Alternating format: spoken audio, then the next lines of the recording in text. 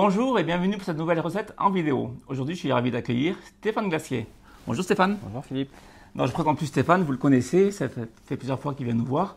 Et donc là, je suis ravi de t'accueillir pour 2 jours de recettes qu'on va passer ensemble.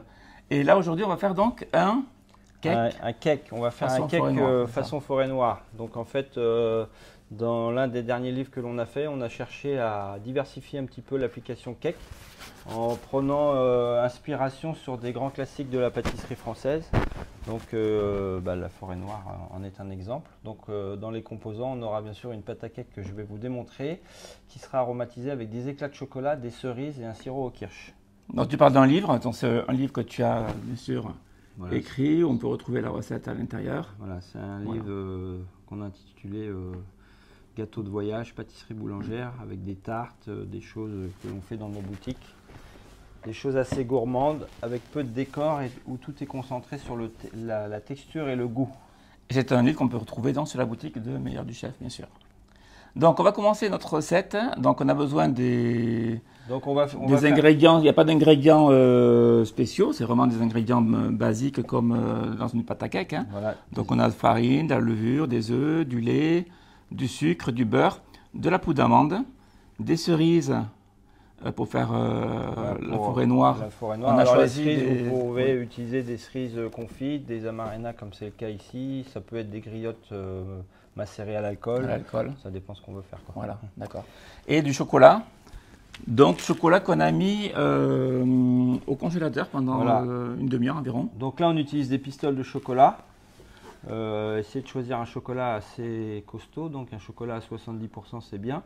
On le passe un petit peu de 1 ou 2 heures au frigo ou 10 minutes au congélateur pour bien le refroidir, pour pouvoir le mixer sans l'échauffer, sans qu'il fonde. Si vous mixez un chocolat qui est à température ambiante, il va avoir tendance tout de suite à s'échauffer et puis à faire plus une pâte, alors que là on veut vraiment des brisures, hein, ce qu'on appelle aussi des drops. Alors là ce soir on utilise le chocolat Okoa de Cacao Barry. On peut prendre le chocolat qu'on veut. Voilà.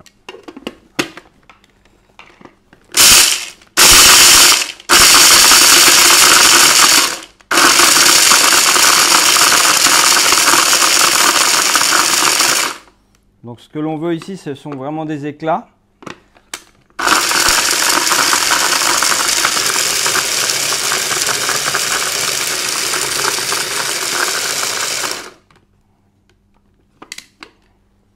Bon, ça va être presque bon, encore un tout petit peu.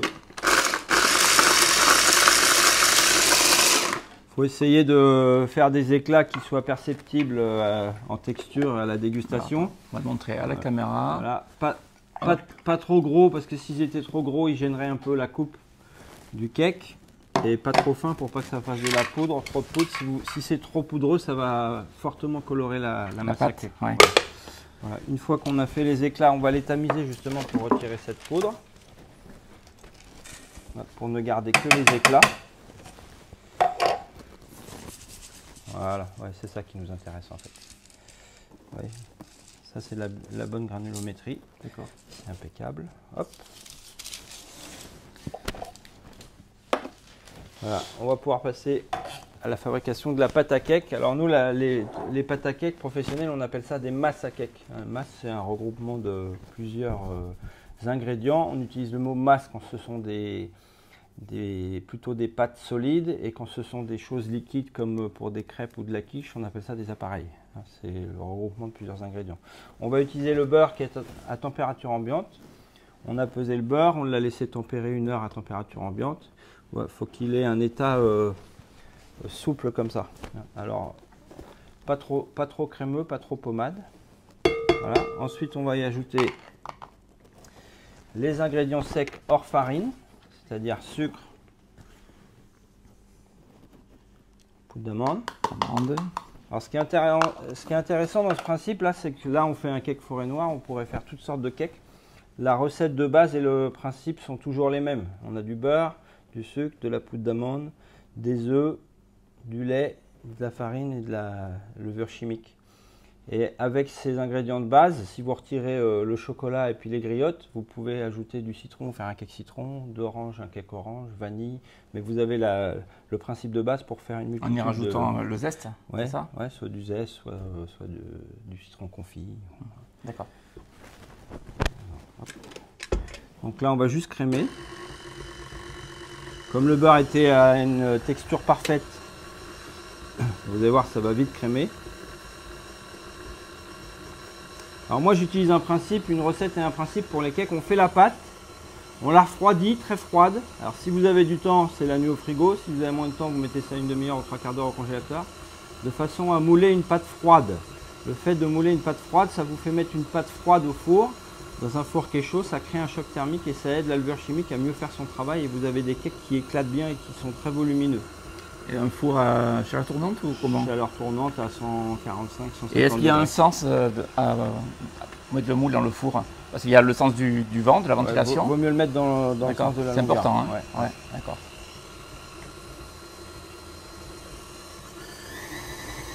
Donc une fois que c'est bien crémeux, on va ajouter les liquides. Les liquides ici, ce sont des œufs et du lait. Alors le lait dans la recette, c'est du lait. Technologiquement parlant, si on parle de molécules, on pourrait ajouter de l'eau ou un jus de fruits. Ce qu'il faut, c'est de l'humidité. L'humidité que l'on va ajouter dans cette recette va elle aussi aider la levure chimique à mieux travailler. Si vous avez une pâte trop sèche, la levure chimique va avoir du mal à faire son travail de développement. Alors si je fais un cake à l'orange, admettons, on pourrait mettre du jus d'orange. Je peux remplacer le lait par jus d'orange. Ouais. Alors orange, oui, citron, il faut faire attention, c'est très acide. D'accord. Donc c'est néfaste pour la levure? Ouais, si on décidait de faire avec du jus de citron, il faudrait couper moitié jus de citron, moitié eau. D'accord. Voilà. Une fois que c'est bien crémeux comme ça, on ajoute nos liquides. Alors souvent, quand on est méticuleux et qu'on veut bien faire les choses, quand on ajoute des œufs dans du beurre, comme c'est le cas ici, ça a du mal à se mélanger, ça fait un aspect, nous on appelle ça un aspect tranché, granuleux. Voilà. C'est normal, hein, parce qu'en fait, vous ajoutez du lait et des œufs qui sont très riches en eau, donc l'eau et le beurre à mélanger, c'est toujours compliqué. Donc là, on va mélanger. Vous allez voir, je vais arrêter la machine, je vais corner. Je vais bien racler le bas. On va remélanger. Et quand on voit que le mélange ne s'améliore plus, on ne panique pas, on ajoute la farine. Et là, c'est la farine qui va lier l'ensemble. D'accord. Mais souvent, quand on n'est pas habitué, on voit que ça a du mal à se mélanger, que c'est pas lisse, on peut s'inquiéter un peu, quoi.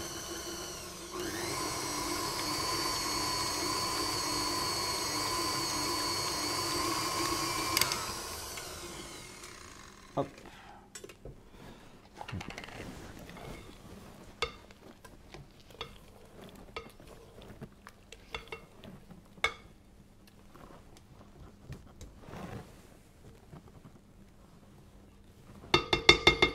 Si j'ai pas de robot à la maison, je peux le faire à la main? Ça peut se faire à la spatule, ouais. D'accord.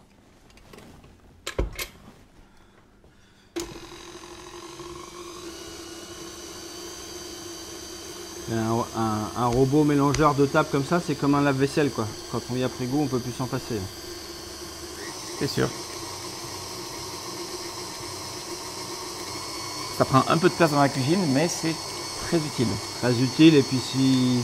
Moi, quand on me pose la question, chez nous à l'école, les gens qui viennent en cours, quand ils me posent la question du batteur mélangeur de table, si on veut un peu pâtisser sérieusement, c'est presque indispensable, quoi. Ah oui, ah oui, oui.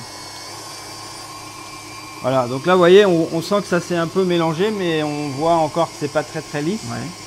Faut pas s'énerver dessus, c'est pas très grave. On va tamiser la farine avec la levure chimique.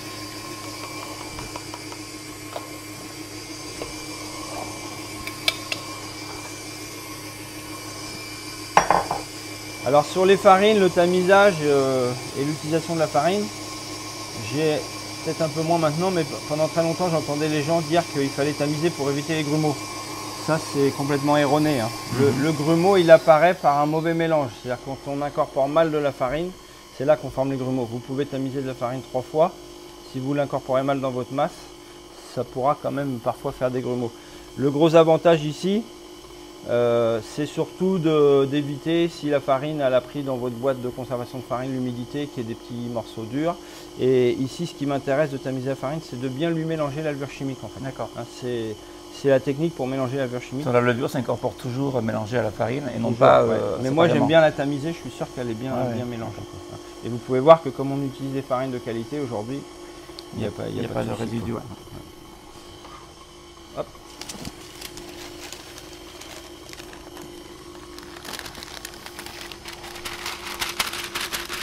Pareil, il y a des gens qui tamisent dans un saladier ou dans un récipient. Moi j'aime bien tamiser sur une feuille. Vous avez vu, à verser c'est super pratique, on n'en met pas partout.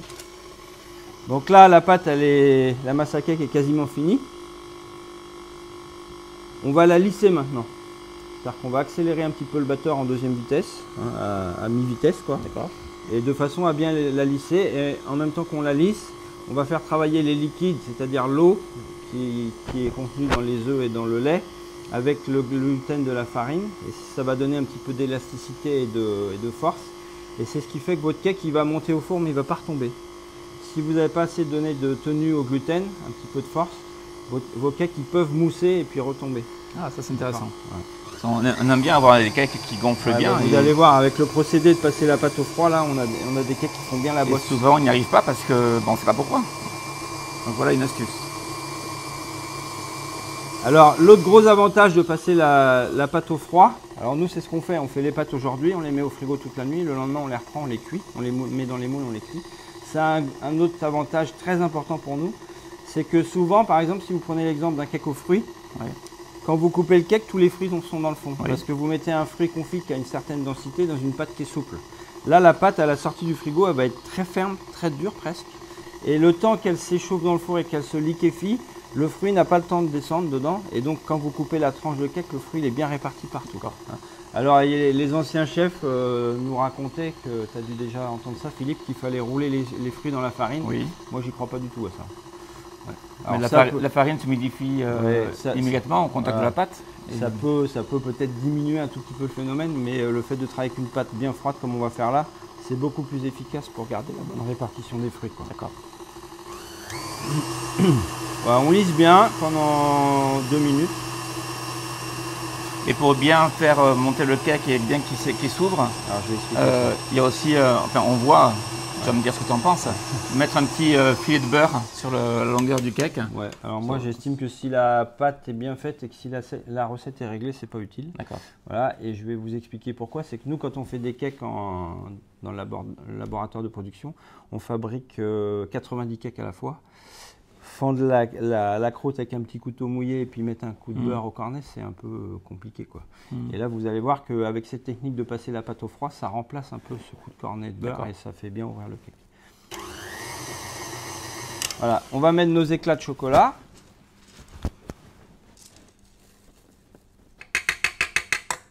Dans la pâte, elle a blanchi un petit peu, le fait de l'avoir fouetté. Oui, c'est le sucre avec le beurre qui fait ça. Voilà.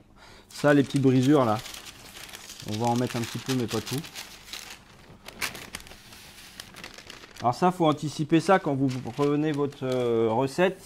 Si ça vous donne un poids de brisure de chocolat, il faut anticiper le fait que vous allez en perdre 10% tamisé. Ça, vous pourrez le repasser dans une mousse au chocolat, une crème au chocolat, ce que vous voulez. Mais pour avoir le bon poids au départ, il faut avoir un petit peu plus.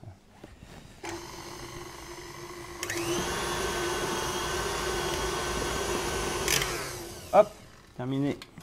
Parfait. Donc ici, vous avez toujours les cerises sur le côté, ce n'est pas un oubli. Hein.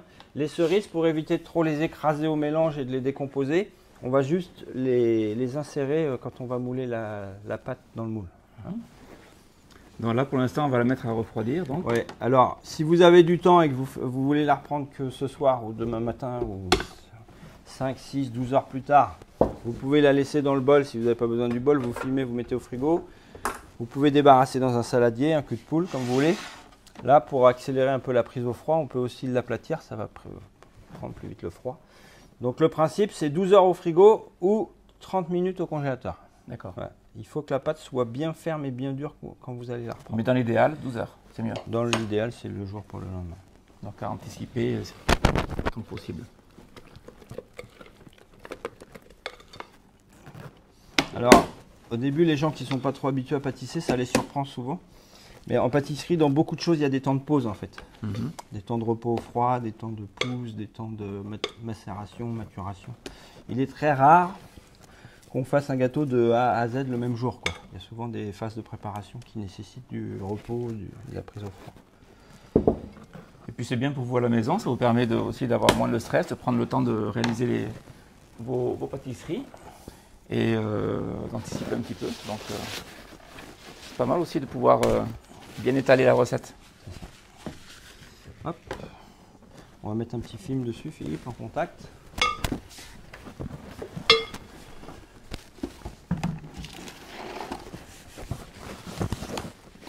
Voilà, on va la passer au froid. Et ensuite, je vais vous faire voir comment préparer le moule, le sirop d'imbibage, puisque je ne vous en ai pas parlé, mais tous nos cakes, nous, sont trempés dans le sirop à la sortie du four. Alors ça amène quoi de humidité, moelleux, conservation. Conservation aussi. Ouais, alors, en moelleux, oui, évidemment. Chez vous, vous ne cherchez pas forcément à gagner du temps de conservation. Non, mais le moelleux, on n'est pas. Voilà, moelleux, il en faut. Et puis, pour nous, conservation, c'est important parce que ça permet de vendre un cake et que le client puisse. Le cake, dans la définition, c'est un gâteau de voyage. Donc, un gâteau de voyage, moi, je considère qu'on peut le balader et le consommer sous 7 jours. Un gâteau de voyage, par excellence, vous devez être capable de le mettre dans le coffre de votre voiture, aller voir des amis à 500 km. C'est l'avantage d'un cake. D'accord. On ne peut pas amener un Saint-Honoré à 500 km, un cake. Donc pour ça, il faut bien respecter l'appellation gâteau de voyage où vous n'avez pas de fruits, pas de choses périssables, pas de garniture de crème sensible. Il faut vraiment que pas de conservation au frais. Voilà, pas de frigo. Il faut que tout soit conservable à température ambiante dans un délai de 7 jours maximum. D'accord. Ouais. Voilà. Bon, pour l'instant, on met ça au frais et on se retrouve dans quelques minutes. Bien, nous allons continuer par le sirop. Donc, le sirop d'imbibage, on en parlait tout à l'heure. Donc, il nous faut déjà un sirop de base qu'on appelle un sirop à 30 degrés. Sirop à 30 degrés baumé, c'est la densité en fait. Oui, c'est pas 30 degrés, voilà. C'est pas la température, ouais, attention. Baumé, ça représente la densité de sucre par rapport à l'eau. Et pour obtenir ce sirop à 30, vous pouvez appliquer une recette. Vous n'aurez pas besoin de contrôler la densité. La recette, c'est 1000 g d'eau et 1350 g de sucre. C'est ce qu'on va faire là. Voilà. Donc on part sur une base de 1000 g, c'est 1 litre, et 1 kg 350 g de sucre. Bon, bien sûr, à la maison, vous ne partez pas sur 1 litre de... Vous divisez la recette par... voilà, vous divisez. À savoir qu'il nous faudra une base de 450 g de sirop à 30 degrés baumé, une fois qu'il sera réalisé, pour... imbiber donc nos cakes. Voilà. Alors ce qui est un petit peu pervers là sur l'imbibage des cakes, c'est que vous ne pouvez pas faire juste la quantité de sirop nécessaire pour imbiber le cake, puisqu'on va vous montrer, on trempe le cake dans le sirop. Donc pour pouvoir immerger le cake dans le sirop, il faut une certaine masse de sirop. On ne peut pas faire juste la quantité qui va rentrer dans le cake. C'est comme beaucoup de pâtisseries où il faut faire de l'enrobage. Voilà, donc là c'est juste une ébullition.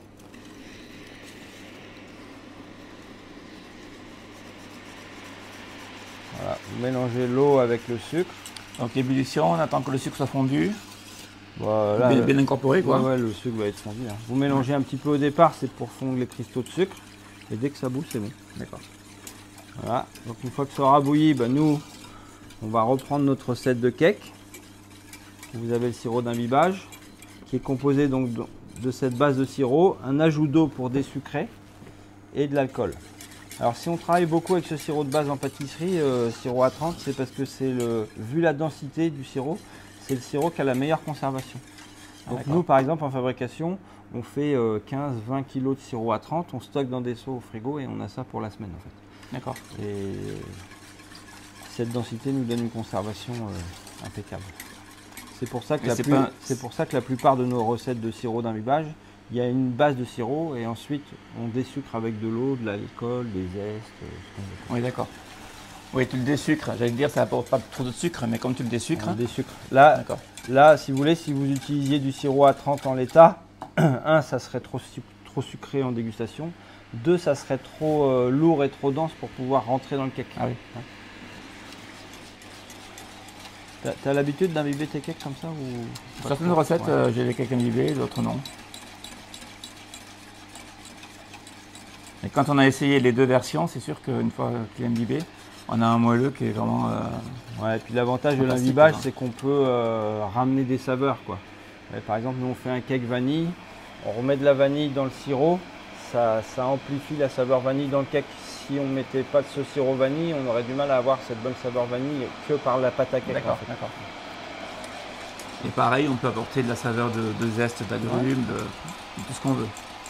Des épices. Ouais, alors moi épices je fais pas beaucoup, mais souvent soit des zestes, soit de la gousse de vanille, des alcools, des choses très aromatiques quoi.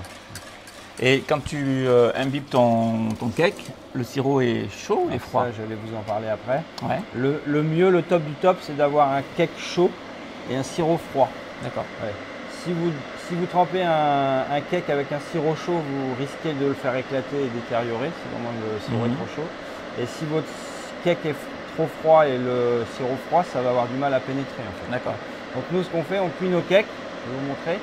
On les laisse poser 15 minutes, 20 minutes pour qu'ils se reforment un peu et qu'ils ne soient pas trop fragiles au démoulage. On les démoule, on les trempe. D'accord. Alors ma question en induit une seconde. Là, dans ce sirop, on va y mettre du kirsch pour la forêt noire. Est-ce que le kirsch, tu le mets dans le sirop chaud ou dans le sirop froid? Alors, les deux, mon capitaine. Mais le top du top, pour pas trop évaporer l'alcool et pas trop perdre les saveurs, ça serait de laisser refroidir un peu le sirop. Ça va être bon là. On va attendre le bouillon quand même. Ça, les petites cerises, là, on va les régoûter un petit peu pour éviter d'avoir trop de jus qui coule dans le cake. On pourrait le mettre sur un papier absorbant, éventuellement.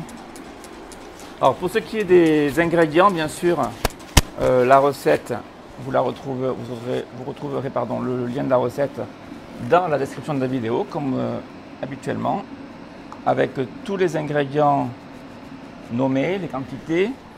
Et je vais faire donc la recette, j'ai rédigé la recette pour 2 cakes, donc comme on fait ce soir, pour faire 2 petits cakes de voyage.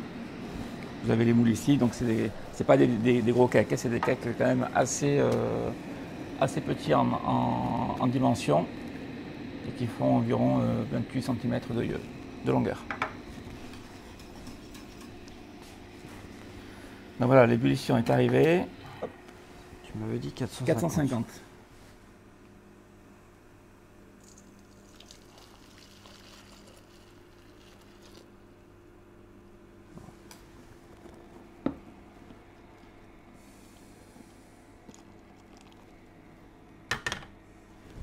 450. On est pas mal. Donc là, à ta question de sirop chaud, sirop froid avant d'ajouter l'alcool. Oui. J'en ai trop retiré là. Ouais. Ça peut durer longtemps ça. Allez, c'est bon. Bon. Voilà. Là, comme on va ajouter de l'eau, tu vas déjà abaisser la température, donc tu peux te permettre de mettre le kirsch dans la foulée. D'accord. On peut le faire dès maintenant là. Ouais. Donc je rajoute l'eau, pour désucrer en fait le sirop. En fait, ça désucre, ça baisse la densité, donc vous avez un sirop plus liquide qui va mieux pénétrer le cake. Et le kirsch donc qui est ici. Et voilà, notre sirop est prêt. Voilà. Et la température va être quasiment bonne. Le temps que le cake cuise, c'est vraiment d'accord. Voilà. Alors après, je vais vous parler des moules et puis on va vous montrer comment graisser les moules.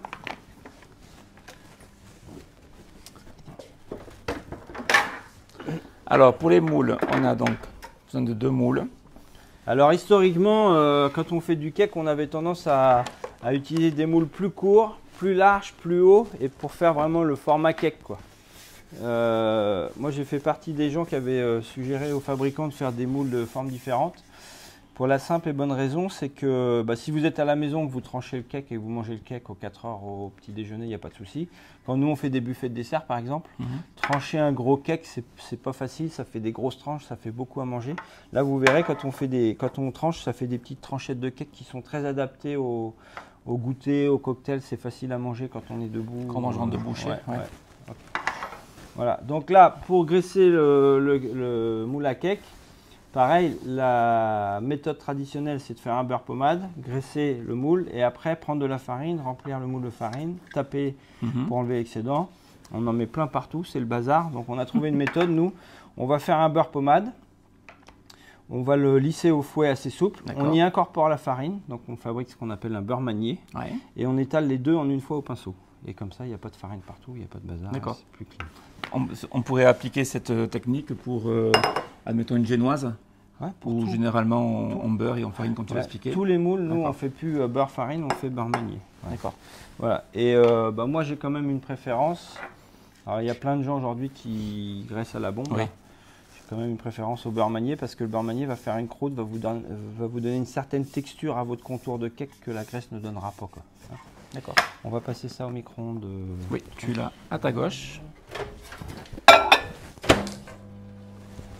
Voilà. Alors beurre pommade, pas fondu, c'est important. La farine. Il faut faire attention parce qu'il va... Il va vite. Il va aller vite, oui.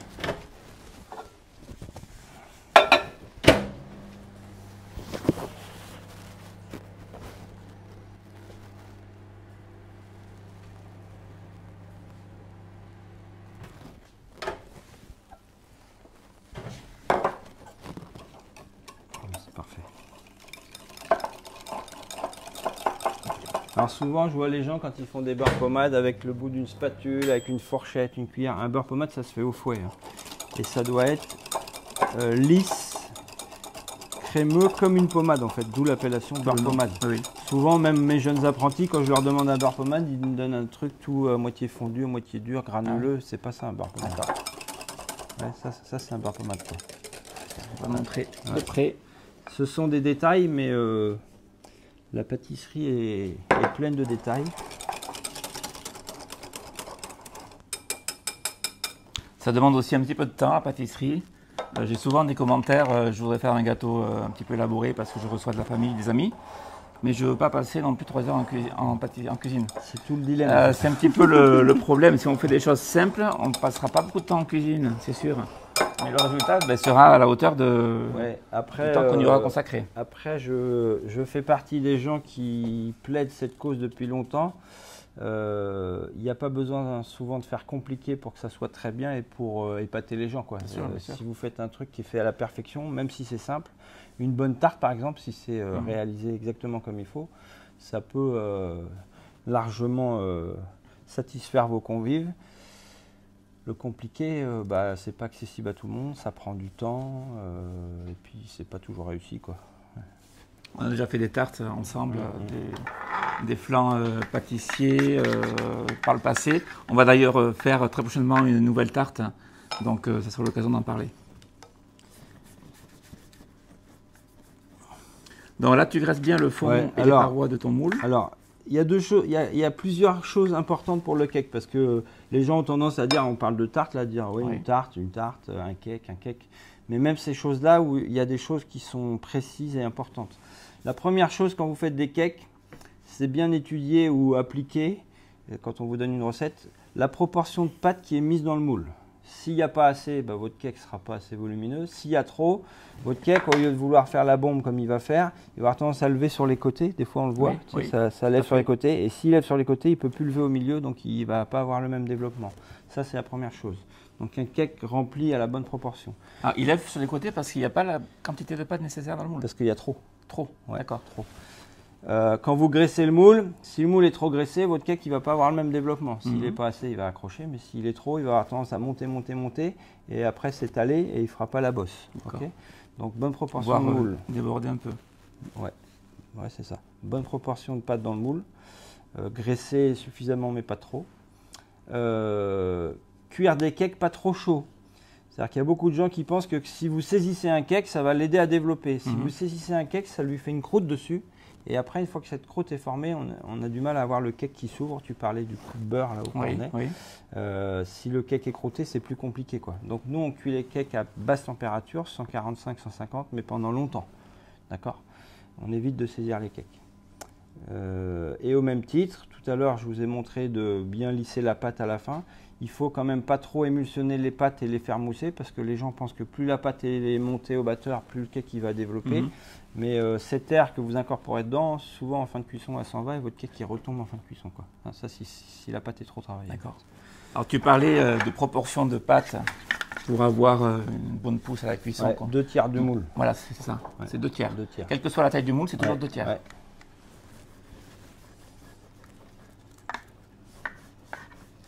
Et vous verrez, ce genre de cake qu'on est en train de réaliser, à la cuisson, ça double de volume. D'accord.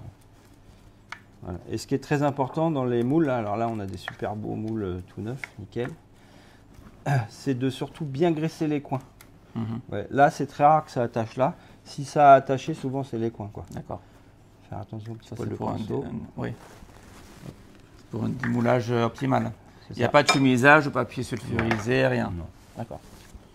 Bien, notre pâte sort du frigo, donc elle est bien ferme. Ouais, on peut s'en rendre important, compte. Hein, oui, bien froide, bien ferme. Hein. Surtout si Vous la sortez du frigo et qu'elle est encore un peu crémeuse et trop souple, n'hésitez pas à la remettre un peu. D'accord. Il faut vraiment qu'elle soit froide comme ça. On peut accélérer en mettant au congélateur un petit peu, mais attention de ne pas la congeler. Hein. Il faut, faut être prudent. Donc on a repris un batteur, donc tu vas la remélanger, c'est ça? Voilà. Alors, je vais vous répondre à la question parce qu'on me la pose à chaque fois. Ouais. Voilà. Là, on a fait la pâte, on l'a refroidie. Avant de la remettre dans les moules, on la retravaille un petit peu. On a dans la recette quelque chose que l'on appelle de la levure chimique ou de la poudre à lever qui va provoquer une toute petite fermentation. Rien à voir avec de la levure boulangère quand on fait des pâtes à croissant machin, ou pâtes à brioche. Mais ceci dit, le fait de retravailler la pâte comme ça, on va dégazer un peu la pâte et on va lui donner de la force pour le four. Parce que ça, c'est vrai que c'est un peu contraignant. Alors là, sur 2 cakes, ça va. Nous, quand on en fait beaucoup, c'est contraignant de reprendre la pâte, la remettre au batteur, etc. Oui. Donc, on avait essayé de faire la pâte, la mettre dans les moules, passer la pâte au frigo dans les moules. Mais on n'a pas ce retravail qui va nous redonner un peu de force à la pâte. D'accord.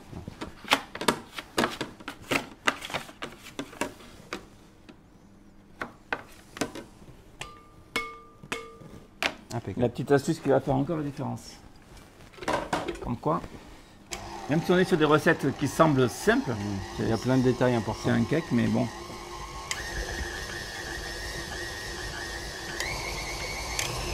Voilà. Dès qu'elle est crémeuse, malléable, c'est bon. Et pour la pocher, c'est mieux d'avoir aussi malléable. Alors, on va avoir un peu de mal. Vous voyez, elle est froide, mais elle est un petit peu plus crémeuse que juste avant. D'accord. Voilà, on décroche.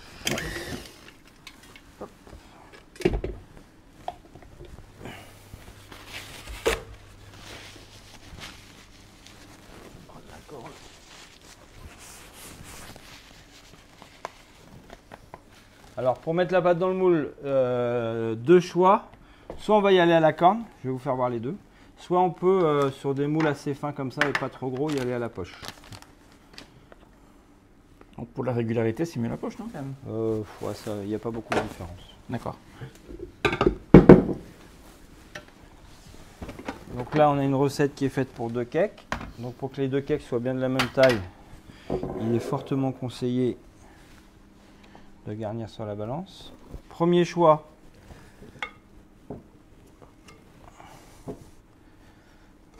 Voilà, vous garnissez comme ça.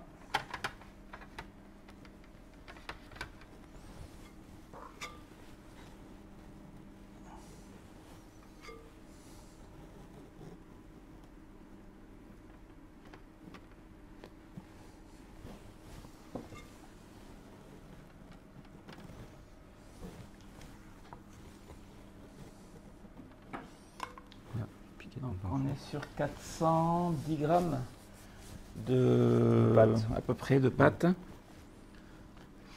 par cake. Donc là vous voyez beaucoup la pâte parce qu'elle n'est pas bien descendue au fond.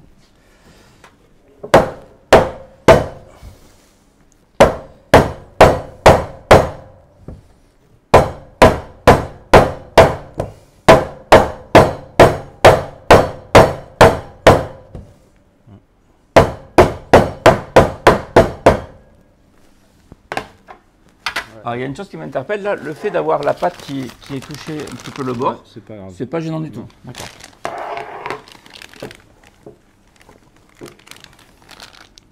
Et seconde façon donc à la poche à douille. À la poche, ouais. Donc pas nécessaire d'avoir une douille, hein, on prend la poche seule. On va même la couper assez large. Ouais. Parce que la pâte est froide, donc pour pas avoir à trop forcer quoi.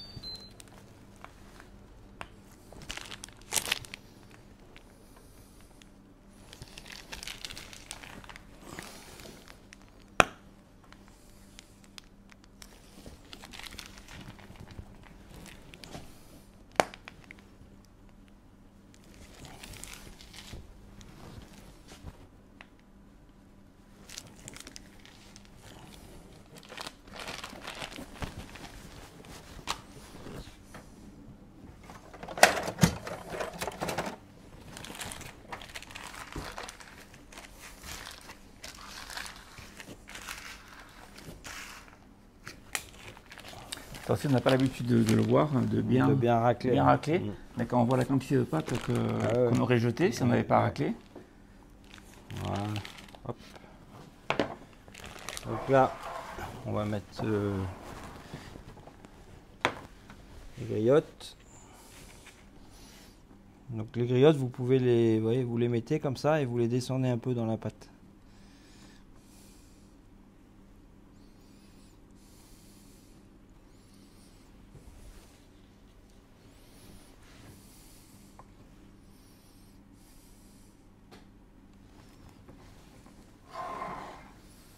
Donc quand la pâte va ramollir au four, la griotte va descendre un petit peu, mais sans tomber dans le fond, quoi. D'accord. Elle va être recouverte de pâte, donc bien à l'intérieur. Voilà. Donc voilà, nos 2 cakes donc, sont prêts. Voilà. Le four, il est préchauffé à 150 degrés. Donc four à chaleur tournante derrière toi, Stéphane. Voilà, 150 degrés, chaleur tournante. On va mettre ça vers le milieu du four. Ouais. Éviter trop haut ou trop bas. Alors tout à l'heure, je posais la question pour le sens du moule. Ouais, comme ça, c'est bien. D'accord, donc c'est pas la peine qu'il soit vraiment droit, non, mais... Par contre, éviter de les mettre trop perpendiculaires au ventilateur. Enfin, alors pourquoi ça aurait tendance à les faire souffler d'un côté. Et là, c'est pour que la chaleur du four, en fait, elle glisse le long du moule. C'est ça. Ils répartissent mieux la chaleur. Puis là, on en cuit 2, alors on pourrait en mettre 4. Après, faut pas trop les serrer non plus. Quoi. Ouais. Et ça va cuire donc pendant une petite heure. Une petite heure, d'accord. Allez, j'enfourne. Au bout de 45 minutes, on commencera à sonder. Voilà, parfait. Donc là, on commencera à sonder avec un petit couteau d'office, en piquant le cake. Si là, tu connais l'histoire, hein, si la lame ressort propre, le cake est cuit. Alors ça, je vous ferai voir un truc parce qu'il y a beaucoup de gens qui prennent le couteau, ils plantent dedans, ils le ressortent. Quand tu fais ça, à 90% des cas, le couteau ressort propre. Il faut mettre le couteau dedans, le laisser 10 secondes, le temps que la lame ait le temps de chauffer. Et là, si ça ressort propre, c'est cuit. Ensuite, on sortira nos cakes du four, on les laissera refroidir 10 minutes, un quart d'heure, et on les plongera dans le sirop. D'accord. Voilà. Bon, on se retrouvera donc en fin de cuisson. Ok, à tout à l'heure. Stéphane, on va poursuivre avec donc le décor de notre cake forêt noire. Voilà, donc pour le cake forêt noire, cette fois-ci, on va prendre du chocolat noir, entre 65 et 70%. On va le faire fondre au micro-ondes entre 38 et 40 degrés. Et on va lui réincorporer du chocolat haché froid pour faire la technique du réensemencement. Alors tu dis cette fois-ci parce qu'on a déjà vu cette technique avec du chocolat blanc. Voilà. Donc la différence, c'est que quand on le fait avec du chocolat blanc, quand on l'a fait avec du chocolat blanc, la température d'utilisation du chocolat blanc, c'est 28. La température d'utilisation du chocolat noir, c'est 32. Et la température d'utilisation du chocolat au lait, c'est 30. Donc cette fois-ci, on va s'arranger à tomber juste à 30. Il y a toujours 2 degrés d'écart d'un chocolat à l'autre. Voilà, toujours les mêmes préconisations, micro-ondes aux 3/4 de sa puissance, pas à fond pour ne pas brûler le chocolat. On fait fondre le chocolat 1 minute, fondu ou pas on le mélange, on remet 1 minute, fondu ou pas on le mélange, on remet 1 minute jusqu'à ce qu'il soit fondu à 38 degrés. Et ensuite on incorpore la couverture. La couverture hachée assez fin, voilà, pour que la température des 38 degrés du chocolat fondu suffise à faire fondre ces éclats de chocolat si solides. Okay. Alors on est sur de la pistole là. Ouais, c'est moins facile. Malgré tout, il faut la hacher casser un petit peu.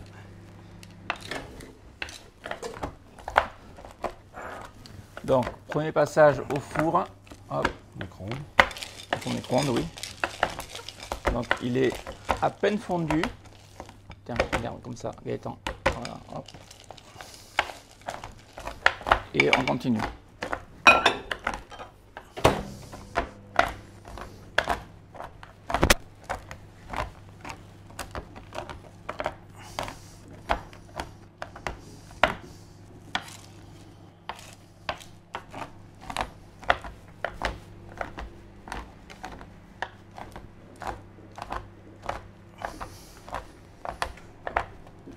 Voilà, c'est pas mal là.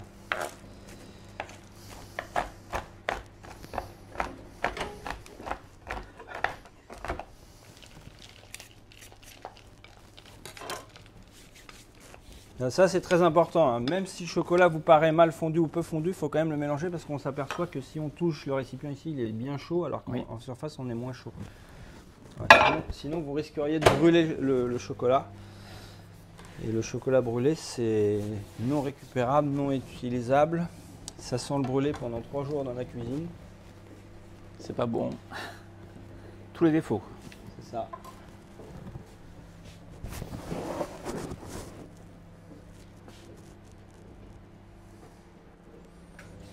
Voilà, donc quand on va récupérer le chocolat du micro-ondes suffisamment fondu et liquide, on va ajouter ces éclats de chocolat noir dedans et on va les mélanger jusqu'à ce que la chaleur du chocolat fasse fondre les éclats pour tomber à température à 32. D'accord.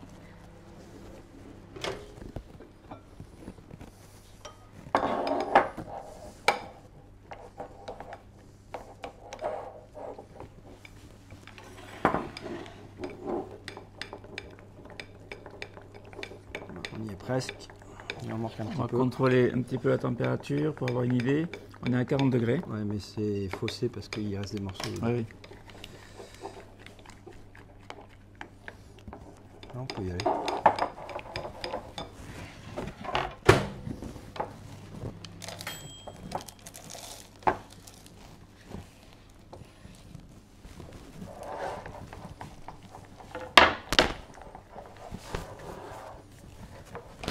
On mélange un petit peu comme ça.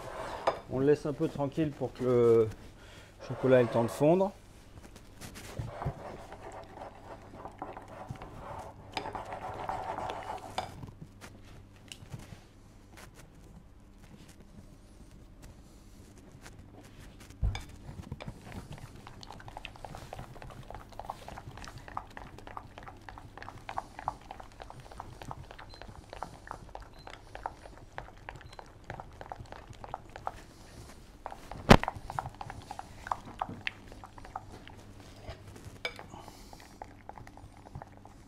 « 33,6 ».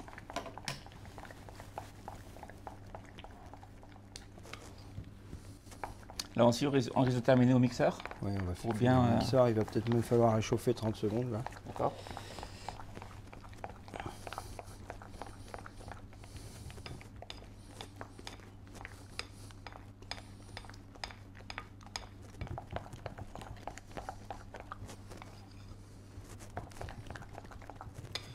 Je vais repasser 20 secondes. On lui donnera un petit coup de mixeur et on sera pas loin du compte.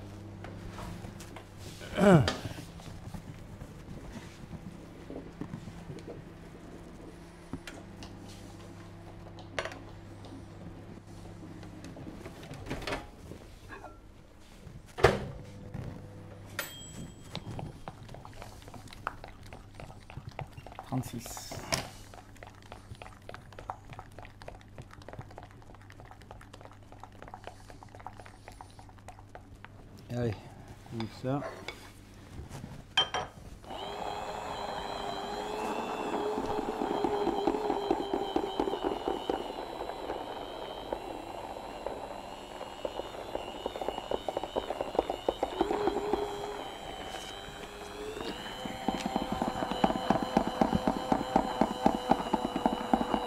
Donc on évite l'incorporation d'air, bien sûr, en gardant la cloche du mixeur bien immergée quand on mixe.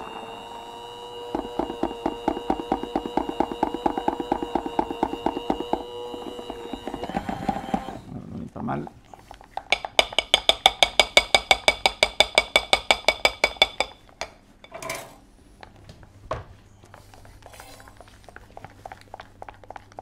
On est à 35 degrés. Ouais, un peu chaud. On va le changer de récipient pour le faire tomber en température. Hop.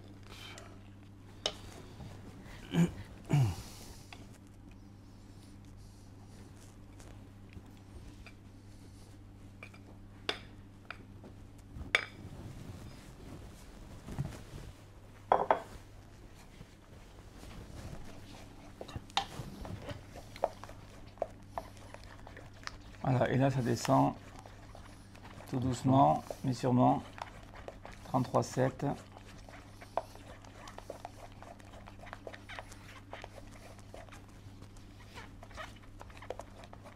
Et on le redit, la température à atteindre, c'est 32. 32, oui. 31,5, 32. Alors quand on vous dit 32, vous avez 1 degré de oui. flottement. Oui. Voilà, donc ici, donc on est à 30-31 degrés. On va laisser poser 1 minute ou 2. On a atteint la température désirée. On est à, tu dis 31 ? 30-31. Voilà, on va prendre une corne.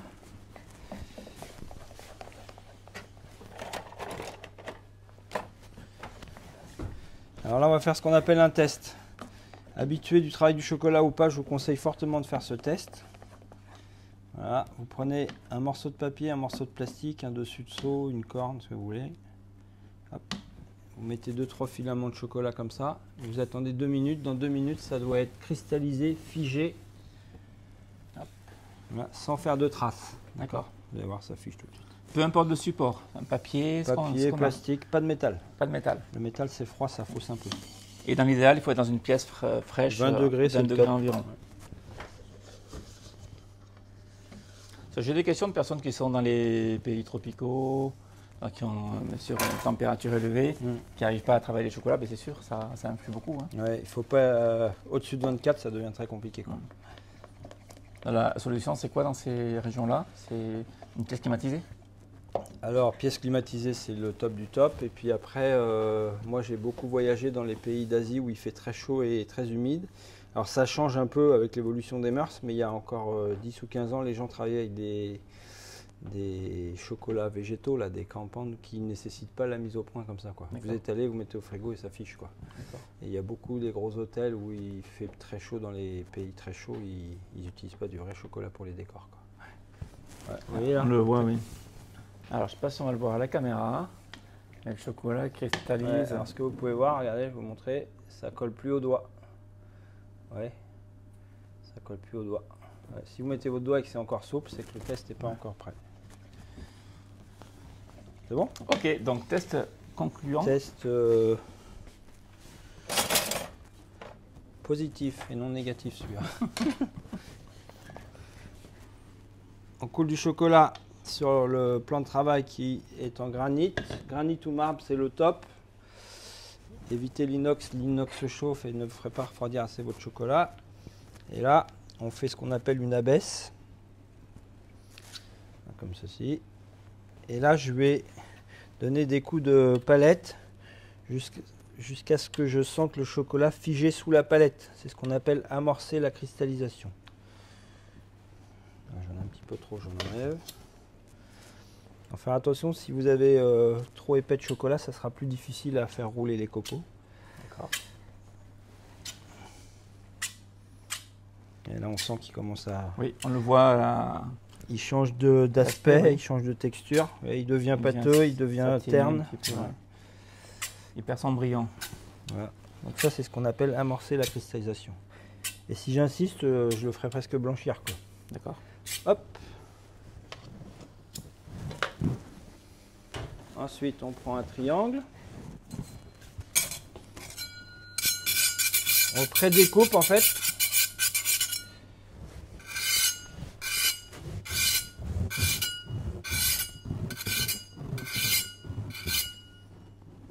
On attend 1 minute ou 2. On va faire des tests de texture. Je vais vous faire voir, soit avec le bout du triangle, soit avec l'ongle. Et dès qu'on sent que ça commence à rouler, on roule. On va prendre, Philippe, une plaque avec une feuille.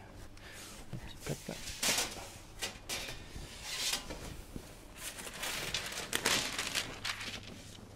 Alors, contrairement au rouleau en chocolat blanc qu'on a fait dans une autre recette, là, on va être un peu plus pressé de les rouler.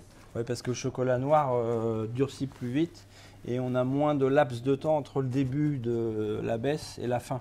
Le chocolat blanc, ça reste assez souple, donc là, comme il ne fait pas froid, on a du temps. Ça, par exemple, quand vous faites ça dans des laboratoires ou dans des ateliers qui sont un peu frais, quand le chocolat a la bonne texture, là, il faut enchaîner parce que sinon la fin est trop dure et vous n'arriverez pas à faire la fin. D'accord.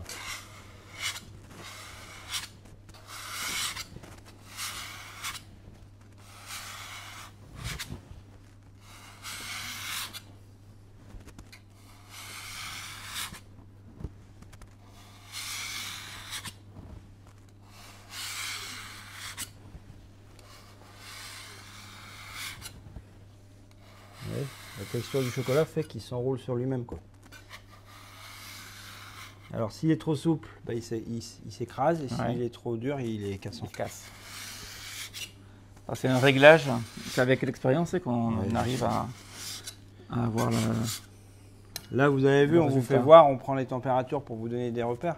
Moi, à l'œil nu, je vois si on peut commencer à travailler. Oui, c'est un titre indicatif pour que nos internautes puissent le reproduire. Hop. Ensuite, on ramasse nos copeaux, ouais, en les soulevant comme ça, sans les écraser.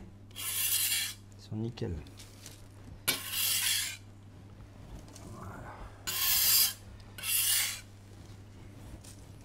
Voilà. S'il fait frais dans la pièce, on les laisse dehors. S'il fait un petit peu d'eau comme aujourd'hui, on va les passer un quart d'heure au réfrigérateur de façon à finir de les cristalliser. Et on obtient au final ce résultat-là. Les copeaux. Voilà, on va sortir les cakes forêt noire du four. Voilà, on va contrôler la cuisson à l'aide d'un petit couteau. Prenez le couteau, vous laissez 10 secondes planter dans le cake. La cuisson a duré 1 heure à peu près, on le rappelle. Voilà, et il faut que la lame chauffe. C'est cette opération qui valide vraiment la cuisson, soit on prolonge ou pas. Voilà, et là on a une trace de chocolat, mais ça c'est normal. Il n'y a pas de trace de pâte, donc le cake est cuit. On peut le laisser refroidir 15 minutes et ensuite on le plongera dans le sirop au kirsch. D'accord. Nos cakes sont tiédis. Voilà, ils sont encore chauds, mais idéale. Ils sont malléables. Voilà. Hop, on les décolle sans les casser. Alors on le répète, si on les démoule trop tôt, on va les casser. Cassent, ouais. Surtout des formes fines et longues comme ça. Ouais. Hop.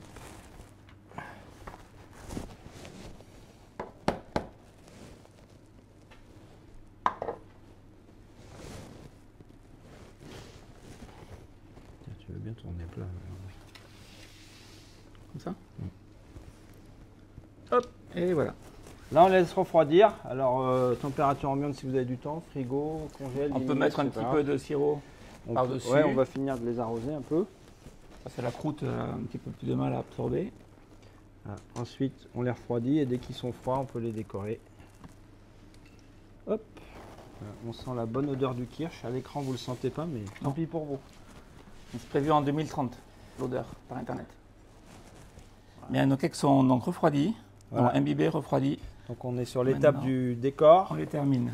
Voilà, donc on nappe les cakes. Donc le nappage a 3 buts, Philippe. Oui. Le premier, c'est de faire briller et de rendre luisant, peut-être plus appétissant. Le deuxième, ou le premier, ça dépend, c'est de protéger et d'éviter que le produit sèche de trop. Et le troisième, on s'en sert un peu d'adhérent, de glu, de colle.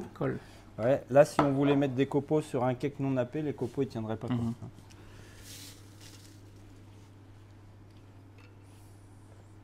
Donc les copeaux ont bien cristallisé, sont bien, se tiennent bien. Ah ouais, là, alors vous allez me dire c'est un peu tard, mais la preuve que le chocolat était bien tempéré, c'est que les copeaux n'ont pas blanchi. Si vous faisiez ça avec un chocolat qui ne serait pas à la bonne température, surtout avec la température de la pièce aujourd'hui, là, on aurait un chocolat qui aurait eu tendance à blanchir. On pourrait se dire à la maison, bon, respecter les températures, ajouter du chocolat haché, on s'en fiche, mais on s'en rendrait compte maintenant. Oui, c'est ça, c'est ça.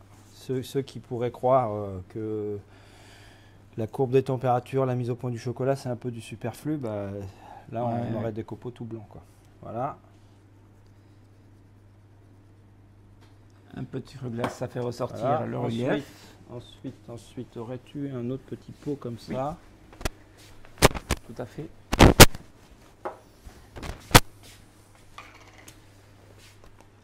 On va prendre quelques cerises comme ça. On va les enrober de nappage pour qu'elles soient un petit peu collantes et luisantes. C'est toujours les mêmes cerises à Amarena. C'est ce qu'on a mis dans le cake en fait. C'est ça. Si on voulait des cerises à l'eau de vie. Voilà. Si on avait travaillé avec des cerises à l'alcool, on mettrait des cerises à l'alcool. Là, on garde le même type de cerise en fait. Donc tu les enrobes pour donner ce côté brillant également. Voilà, brillant et adhérent. Alors on pourrait les mettre non enrobés puis chercher à les napper, mais on aurait tendance à faire fondre le chocolat, le décor chocolat. La finition. Hop.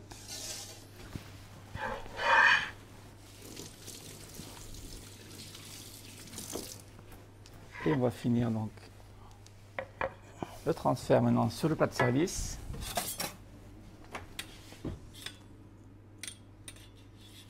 C'est extrêmement moelleux, on ne le fait pas comme ça à la main. Ouais, on risque de le casser. Là, ils sont très frais, ils viennent d'être cuits, donc il faut faire attention quand même. Et voilà. Voilà. Donc notre cake façon forêt noire. Forêt noire parce qu'on retrouve donc le chocolat, et la cerise. On va décorer l'autre.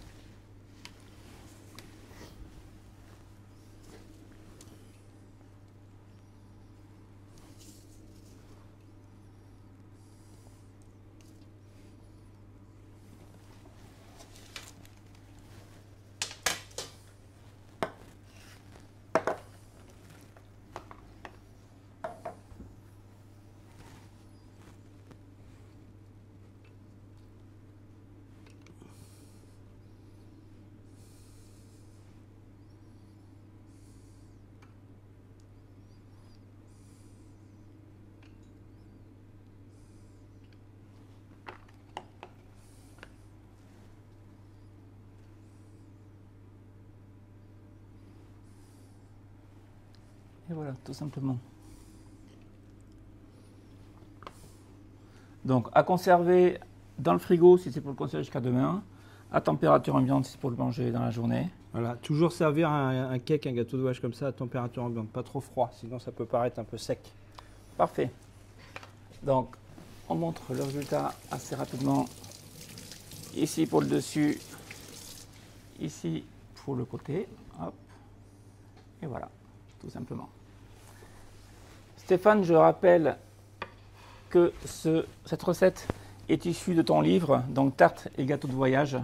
Voilà, où on a voulu proposer différentes recettes de cake, où comme beaucoup, on fait forcément des cakes citron, orange, vanille, etc. Et que là, on s'est amusé à diversifier des utilisations de cake avec là une inspiration d'un grand classique de la pâtisserie, la forêt noire, ailleurs avec des ingrédients un petit peu innovants comme le chocolat dulce de Chevalrona, pour donner différentes idées d'utilisation. Et le livre qu'on peut retrouver sur la boutique Meilleur du Chef. Je précise un petit détail que je n'ai pas dit jusqu'à présent, il est traduit en 2 langues. Oui, il est bilingue entièrement. On fait la plupart de nos livres en français et en anglais. Très intéressant pour les anglophones. Voilà, merci Stéphane pour cette recette à vous de cake pour l'accueil comme d'habitude. Qui donne de très bons résultats. Tu es toujours bienvenu chez Meilleur du Chef. Et puis on espère que vous allez vous régaler. Je ne doute pas. Bonne soirée, prenez soin de vous et à très bientôt pour une nouvelle émission. Au revoir. Au revoir.